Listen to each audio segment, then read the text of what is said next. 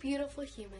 I'm Xanthe, and in today's video, I'm going to be showing you an interview that I did with Tanner Ferris. So, first of all, how are you? I'm great. I am dealing with this COVID situation well. I mean, there were a couple days where I forgot how to be a human for a little while, but now brushing my teeth and washing my hair again, so we're good. Oh my gosh, yeah. Like the first, I guess, week, I was just kind of like laying around doing absolutely nothing. Because like it was after March break, so like you were already used to doing nothing. This is like all of a sudden I had a high school summer again, and I was like, oh my god. Oh my god, and then I realized after about a week, I was like, this is awful. I hated this. Why am I still doing it? Yeah. Yeah, like it's good until you realize you can't do anything. Yes, exactly. Like, yeah. Well, okay. So I guess I'll start asking you questions now if you want. Okay. Okay. Well, hi Tanner.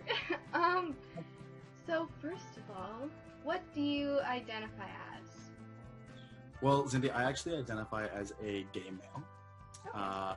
There was a little bit of questioning period in that, maybe a couple in the last year or so, kind of drawing a line where drag comes into play, if that plays into sexuality, if that plays into just me in general, and if it's a personality trait of mine, or if it's actually part of my sexuality. Yeah. But coming through terms, gay male. Okay, alright. So then, what is your profession, and are you going to work right now? Currently not working. I've been put on retainer because I work in the travel industry. I'm a corporate travel agent, so unfortunately with the current industry, with COVID-19, I'm not working. However, as soon as this is lifted, I will be going back and continuing my job. Alright, yeah. And how is that for you? Like, is it stressful? Or... It can be. It depends on the situation. If it's an emergency situation, somebody stuck at an airport, this COVID-19 outbreak, that was a stressful moment for us. Yeah. But hey, we get through it. That's how it works. Yeah, wow. That's crazy.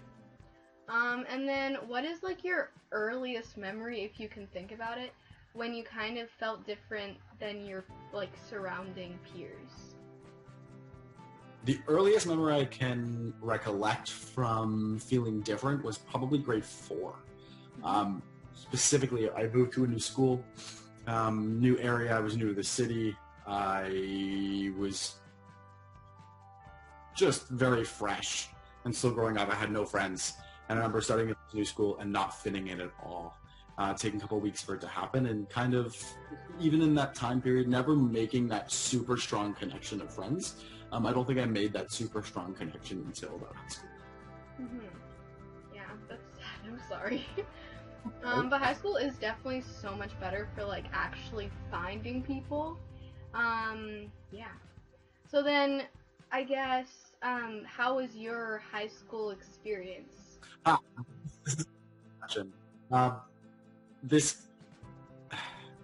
For me, high school was actually really not a issue as far as my sexuality is concerned, because I knew who I was very early on. So going into it, I was very much, this is who I am. I grew up in the city. I was in the city. I was surrounded by it. I went to an arts high school. It wasn't something that was like, oh my god, you're the only gay kid in the school. This is ridiculous. What's happening? I can't be your friend. Or the opposite, where you get, oh my god, you're the only gay kid. I'm going to be your best friend. Oh, yeah. So I didn't really have either of those experiences. And then when I moved to Uxbridge in grade 11, I kept it really quiet at first because I wasn't sure how a smaller community would react to it, specifically in the high school setting. And it was fine. There was no bullying, really. There were a couple comments, but the thing with bullying as far as high school is concerned is if you don't feed into it, it doesn't work. Yeah. So going through high school, I was very much, people would be like, oh, you're such a fag. I'm like, yes. And they have no response. So for me, it was very much like I can shut it down really quickly because, yes, you're just telling me facts that I know, and I'm going to agree with you. I'm not uncomfortable with the fact that I'm gay. Yeah, that's awesome that you were that comfortable with yourself. So then, when you kind of discovered yourself or was questioning yourself, who was like the first person you kind of told? Well, I started questioning in grade 8 well, I kind of know. I started questioning kind of throughout my life. Like there were things I was like, maybe this is, maybe it could be this too. But I settled on the fact in grade 8, and it kind of just became more relevant to my life in grade 9, moving through high school. And I told 4 of my closest friends almost immediately after meeting them. Like I was like, "Hi, I'm Tanner." At that point in time, when you're coming out, it's being gay is a huge part of your identity that you're discovering. So I was very upfront with it with people that I was close with as far as friends, just to be like, "Hey, look, this is me. I'm like, I'm here. If you don't like it, then buzz off." Yeah, exactly. That's awesome. Yeah, to let your little clan know what's up. Hold on. I need to read the questions. Hold on a sec. Oh, so then with your sexuality, were your parents accepting of it or not? It's not that they weren't, and it's not that they were. There was no real question of it. They knew long before I did that I was gay. Putting heels on in my mom's dresses when I was 3. Oh, wow. Like, they knew. They were just kind of waiting. It was just more of a matter of my mother would prompt me, "Hey, Tanner, do you have any girlfriends, or is there a boyfriend maybe?" And that actually almost made me more uncomfortable because I'm like, I don't want to tell you because now you're just fishing for the answer. Like, I know you know, and now I just don't. I want to give you that little satisfaction. On my father's side, yeah, everything was fine as well. I got caught watching and had an awkward conversation with my dad and my stepmom, and then went back in and was like, "I'm gay." They were like, "Yeah, we love you. It's fine." So there's not really been any struggle for me in that element, and I'm so thankful for that. I know a lot of other people don't, and I'm very blessed to have that situation. Mm-hmm. That's amazing, yeah. And that's a very awkward way to come out, but that's fine. Oh my goodness. And then, so we already kind of talked about high school, but was there kind of, like now, when I'm in high school, there's a GSA group. Was there any kind of group like that in high school when you were there? When I was at ESA in Etobicoke, yes, we had a GSA. I was part of it at the time as well. Moving to Uxbridge, at first I didn't know we had a GSA. So the first year I was there, I wasn't aware of it. Mm-hmm. In grade 12, I was more aware. I wasn't actively involved. I was just so busy with other things. It just wasn't on the forefront of my perspectives. I was looking for the future, etc., than sitting within the GSA of the school. Okay, cool. So then, I guess, when was your first relationship? Did you date girls first, and then guys? Like, how did that kind of work? I dated a girl in grade 8, and that's when I was like, this isn't right. I don't want this. And that was the end of my relationships until about grade 11. Grade 11, as in like it was a relationship, but he was not out of the closet. So it was a very quiet relationship. And then another in grade 12 that was not so quiet, and that was so... So yeah, you dated both, or you did date both when you were younger then? Or both genders, yeah. Okay. And how was it dating someone who was not out of the closet? Was that, like, stressful? For me, yes. And I can see in the situation for others where it may not be, depending on where one person is in their life as far as coming out of the closet as versus the other. With me, it's just been something I'm so comfortable with for such a long time that hard for me to fathom hiding it, because it's now in order for me to be in that relationship, I actually can't be myself, because I have to pretend to be somebody different around their side of the family, which we all do with our families anyways, but it's a lie that I can't cross. Mm-hmm. Yeah. With jobs, was it hard for you to find a job because of your sexuality, or did you just, like, not even, like, mention that at all until someone asked? Well, it wasn't even about asking. I've been very lucky to have the situation where I've never been asked in an interview what my sexuality is, what I identify as gender. I've never had that. My career path and the trajectory that I've taken has allowed me to kind of get started in the base salary, like fast foods, and going through that. So it wasn't so much of like, oh, you're gay, oh, you're colored, oh, you're minority, we're not taking you. It was, we need hands, and you're good at your job, you'll do well here.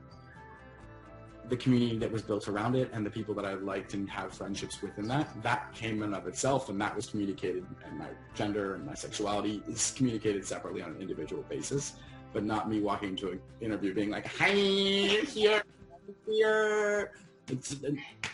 I don't think anyone, like, I guess you could do that if you wanted, but I mean... A job interview. Because, like, there could be jobs that, like, you could walk into like that, be like, hired right now, done. You are perfect. Oh my gosh, yeah. And then, so then your current job right now, is it accepting of, I guess, what you want to wear or how you want to act? Dress code is something different because dress code is dependent on a policy built within a company. So that is hard because that has to be changed dependent on progression of where the company sits in the hierarchy of things. But for me, my current company, we're mostly women and LGBTQ plus community. So there's no issue with fitting in. I think the heteronormative would actually fit in and have a harder issue fitting in than we would ourselves. That's really cool, actually. I love it. That is amazing. And then let's, I guess, what is the hardest or, I guess, most difficult part of being part of this community for you personally?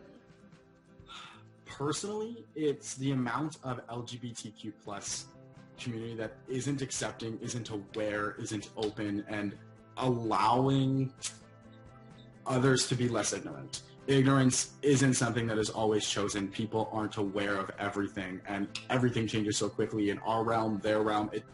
Nobody knows everything. And it's hard for me to interact with somebody that's part of our community who gets offended when somebody does make an error, because it happens. And if I don't know you and it hasn't been a time, I'm sorry.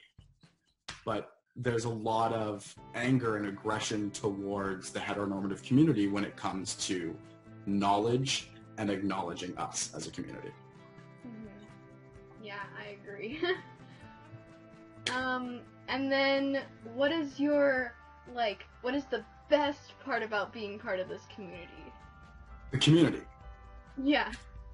You can walk into workshops, into buildings that are designed specifically for our community, that house people similar-minded, that have similar thought patterns, that want to do the same things. And it's not like you can't find that anywhere, but our community is such a vast majority of people that encompass so many different minorities that we celebrate every little one that we can find, and it allows us to have a stronger community. Mm-hmm. Yeah, it's so crazy. I love the community, and we have our own community in our town, which is amazing. I love it so much. Yeah. And then what, I guess it's kind of a hard thing to answer, but if someone came up to you and they're kind of struggling with their sexuality, what kind of advice would you give them?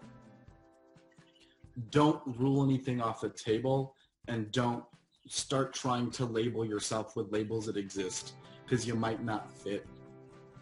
What we have is what we have created for ourselves, but nobody fits within a spectrum of letters and numbers and colors. It doesn't work that way. You can be different and still be part of the LGBTQ plus community. You can have your quirks and still be part of the LGBTQ plus community. That's perfect. I love that. Well, anyway, I don't really have any more questions, so I guess we're done. It was lovely to see you. You as well. Thank you so much for being in this. Awesome. I'm excited to see it. Yes. Yeah. Love you. Love you. Bye. I hope you enjoyed that video. If you did, leave a like for Tanner. He is amazing. I love him so much. He deserves the likes. Comment down below what your favorite part was about this video, or the most relatable part down in the comment section below. If you want to help someone who is kind of struggling, or you know of someone who would really enjoy this video, feel free to share this video and support the LGBTQ community. I hope you had a lovely day and that you continue to have one. Just found. It's an adventure kind of a day. Oh wow. Is that where all the sketchy teenagers go? It looks like someone's actually living.